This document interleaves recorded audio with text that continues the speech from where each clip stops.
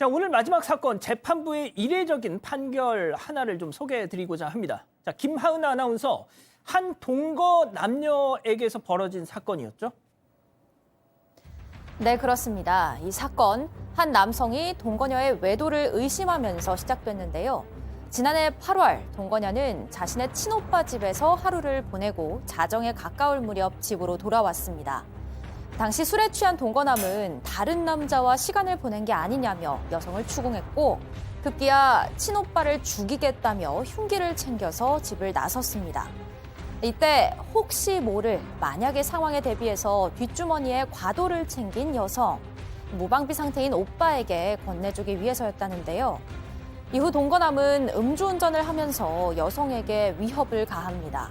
달리는 차 안에서 흉기로 허벅지를 내려치거나 또 흉기를 목에 갖다 대기까지 했는데요. 차가 잠시 멈춘 사이에 몸싸움으로까지 번진 상황.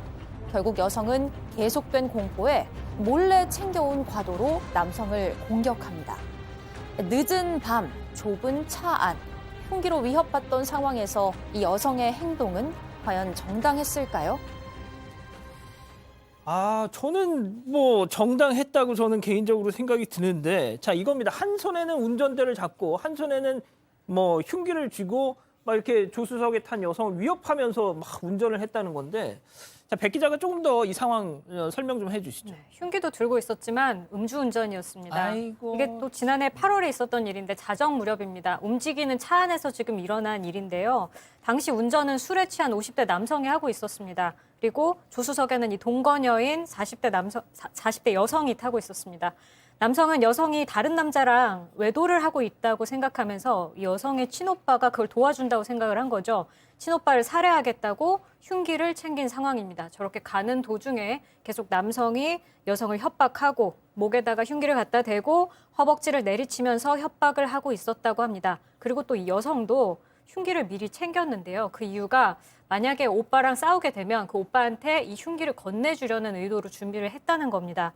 양쪽 다 흉기를 챙겨서 온 상황이었는데 차가 잠깐 정차한 순간에 여성이 미리 준비해온 흉기로 남성의 가슴을 찌른 상황입니다.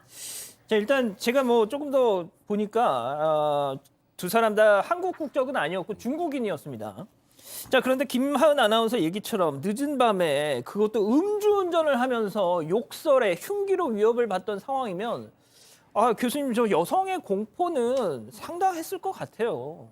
우리가 이제 몇 가지를 따져봐야 됩니다. 우선적으로 인간은 본능적으로 말이죠. 상대방이 평소에 어떤 행동을 하고 있는가에 대한 인식에 따라서 반응이 다르게 나옵니다.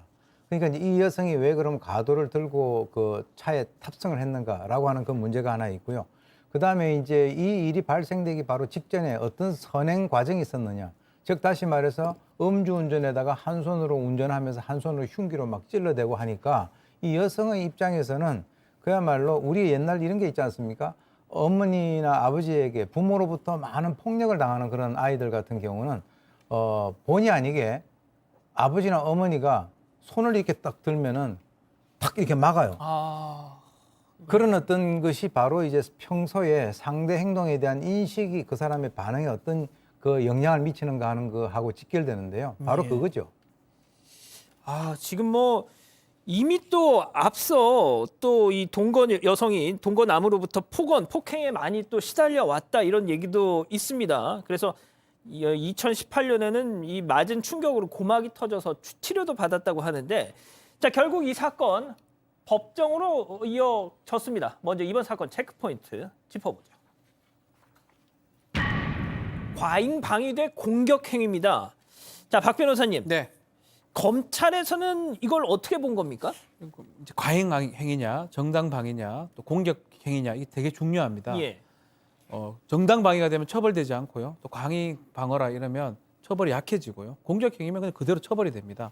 검찰 같은 경우는 공격 행위로 그대로 본 것 같습니다. 가장 중요한 요지가 뭐냐면 여성의 공격 행위다. 예, 흉기를 미리 준비해 갔다는 게 만약에 과잉 방어나 정당 방어가 되려면 어떤 상황에서 흉기가 나오든지 아니면 해야 되는데 흉기를 갖고 갔다는 것은 처음부터 그걸 찌르거나 뭘 하려고 했다고 보는 거고요. 지금도 앞에 좀 나왔지만 이미 친오빠한테 연락을 할 수 있었는데 그것도 하지 않았다라는 거 등등 봤을 때는 요거는 막기 위해서 했기보다는 이 사람이 공격적으로 나갔기 때문에 이 범죄에서 썼던 흉기는 몰수하고 그래서 징역 1년 1 구형을 했습니다. 근데 흉기 몰수라는 건 뭔가요? 범죄에 이용됐거나 범죄에 득한 것들은 그런 물건들을 몰수라고 되어 있습니다. 흉기가 범죄에 이용된 물건이기 때문에 예. 요거는 이제 몰수 대상이 됩니다. 그렇군요. 자, 그런데 백 변호사님, 저 동거 여성은 나의 정당한 방위 행위였다라고 그러니까 또 주장을 일단은 하네요. 흉기를 미리 가지고 있었던 거, 그게 내가 쓰려고 갖고 있었던 게 아니라 혹시 우리 친오빠하고 뭐 싸움이 나는 경우에 친오빠에게 전해주려고 갖고 왔던 것이다라고 진술을 했고, 이런 거예요. 그러니까 저 상황은 정당방위는 안 됩니다. 정당방위는 본인이 방어하기 위한 행위지 저렇게 적극적인 공격 행위 나가는 경우에는 정당방위 인정되는 경우가 없고요. 예. 그러면 이제 하나 이제 이 여성이 기댈 만한 건 정당방위는 아니지만 이게 야간에 그리고 뭔가 흥분되고 당황한 상태에서 이제 좀 과하게 상대방에게 방위 행위를 나아간 경우에는 면책적 과잉방위라고 해서 아예 처벌이 되지 않는 게 있거든요. 그걸 주장을 했던 겁니다. 자, 박 변호사님, 네. 정당방위는 우리가 많이 아는 그겁니다. 내용이죠. 네. 근데 지금 백 변호사님 말씀하신 이 과잉방위라는 네. 게 정확히 어떤 개념 차이가? 정당방위라는 거는 현재의 부당한 침해를 방어하기 위해서 막는 행위인데 그것이 상당한 이유가 있을 때 처벌되지 않습니다. 미국과 다르게 우리는 상당한 이유가 있어야 돼요.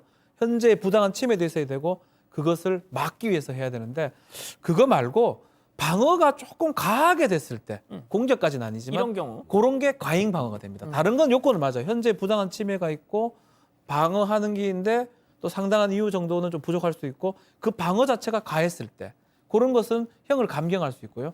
백 변호사 설명하다시피 만약에 그게 야간 기타 불안한 상황에서 일어나면 처벌 자체를 안 합니다. 그래서 과잉 방어가 되면 이 정당 방위 정도까지는 아니지만 형이 깎이거나 뭐 극단적으로 그 무죄가 되는 경우도 아니 형이 없어지는 경우도 생길 수가 있다는 거죠. 자, 이 사건이 그래서 국민참여재판으로 진행이 됐답니다. 그러니까 일반 시민들이 이제 배심원으로 참여를 해서 뭐 그게 결정적으로 판결로 직결되는 건 아니지만 그래도 일단 자신들의 의사 표시를 했다는 건데 그렇다면 이 배심원들은 누구의 손을 들어줬나요? 네, 판결을 좀 들여다봐야 되는데요. 일단 배심원은 7명이었습니다. 특수상해에 대해서는 의견이 좀 갈렸습니다. 4명만 인정을 하고 3명은 인정을 하지 않았는데 아까 말씀하셨다시피 정당방위는 6명 모두가 인정을 하지 않았어요. 너무 과도한 공격이라고 봤고 대신 과잉방위는 7명 모두가 인정을 했습니다. 재판부도 이런 입장을 그대로 받아들여서 동거녀에게 무죄를 선고했습니다. 자, 그러면 이게 과잉방위가 인정이 됐다라는 건데, 저도 이제 사건 반야에서 이런 유사한 사례들 뭐 많이 전해드리지만 약간 좀 이례적인 것도 같네요. 제가 알기로 과잉방위가 한 3년 넘게 만에 한 번 인정이 된 것 같고요. 그 전에도 인정된 경우 거의 없습니다. 그래서 뭐 일각에서는 이 소위 말하는 형법 21조 상황, 그러니까 야간 기타 흥분 그런 상황에서 과잉해서 방해하는 경우 처벌하지 않는 게 사문화된 조항 아니냐는 얘기까지 나올 정도였는데, 그러니까 사실 이런 거예요. 그러니까 기계적으로 판단해 본다면 누군가 나를 위협하는데 내가 흉기로 찌른 거, 이게 저 상황이 되면 우리 일반인들 입장에서 저런 상황에서 내가 살아야 되는데 저럴 수밖에 없지라고 하지만 좀 기계적으로 해석하다 보면 공격 행위라고 보고 대부분 과잉방어를 인정 안 했던 거예요. 그래서 좀 이번 판결은 이제 과거에 제가 알기로 2018년에 그러니까 어떤 아버지가 세입자하고 자기 딸하고 실랑이를 벌이고 있는 걸 보고 죽도로 이렇게 때려서 상해를 입혔던 사건인데 그때 한번 이 면책적 과잉방위가 인정이 된 적이 있었거든요.